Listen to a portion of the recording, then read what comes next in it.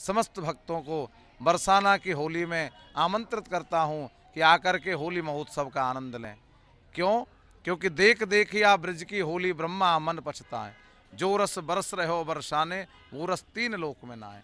जो रस बरसाने में है वो तीन लोकों में कहीं प्राप्त नहीं होता। इस रस को प्राप्त करने के लिए स्वयं ब्रह्मा भी अपने आप को आज ऐसा समझते हैं कि मैं अगर ब्रजवासी होता तो मैं भी इस रस का आनंद लेता और मुझे भी भगवान की इस लीला में आनंद में सराबोर होने का सौभाग्य प्राप्त होता।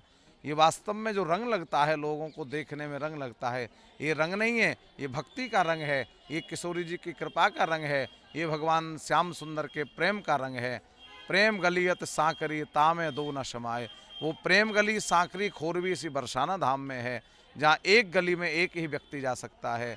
सकरी गली बनी पर्वत की, ददले चली कुमर की रत की, आगे गाए चरें गिरधर की, लीने सखा बुलाए। जो रस बरस रहे हो बरसाने वो रस तीन लोक में ना आए। तो तीनों लोकों के रस का अद्भुत दृश्य यहाँ बरसाना नंदगांव की होली महोत्सव में होता है। ये सौभाग्य है सब भक्तों का जो बरसाना नंदगांव की होली में आते हैं, उनके ऊपर प्रिया प्रीतम की बड़ी अपावन और पावन कृपा प्राप्त होती है। उस पावन कृपा को प्राप्त करके जीवन को धन्य बना करके सभी बरसाने की होली में सराबोर होकर के और आनंद की प्राप्ति करें। और इस होली का महत्व है, यहाँ लट्ठमार होली होती है। लट्ठ का शब्द होता है प्रेम की लठिया, प्रेम पगी अटलाठी। जब सखी सखा में आपस में, किशोरी जी श्याम सुंदर में आपस में ये सत्संग हुआ, होली हुई, होली खेलते खेलते तकरार हुई, तकरार होते हुए अपने शब्दों का प्रयोग हुआ, शब्दों का प्रयोग इतना बढ़ गया कि श्याम सुंदर को किशोरी जी लठिया लगाने लगी, सखियां सखाओं को लठिया लगाने लगी, सखाओं ने अपनी ढाल ऊपर कर ली, उसी को लट्ठमार होली कहते हैं। पहले मंदिर में फूल की होली होती है, किशोरी जी के साथ रंग की होली होती है और फिर लट्ठ होली होती है। यही बरसाने की प्रकृति का सौंदर्य है।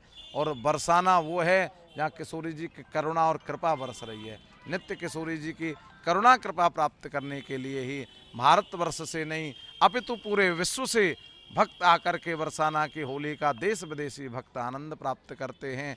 और इस प्रिया प्रीतम की इस आनंदमयी होली में, क्योंकि फाल्गुन के महीने में समस्त राग, समस्त रागनियाँ, समस्त साहित्य, समस्त श्रृंगार एक रस में लीन हो जाते हैं। न कोई राग होता है, न वैराग्य होता है, एक ही आनंद रहता है। और भगवान की भक्तिमयी रस में सराबोर होकर के ब्रज में होली का आनंद लें।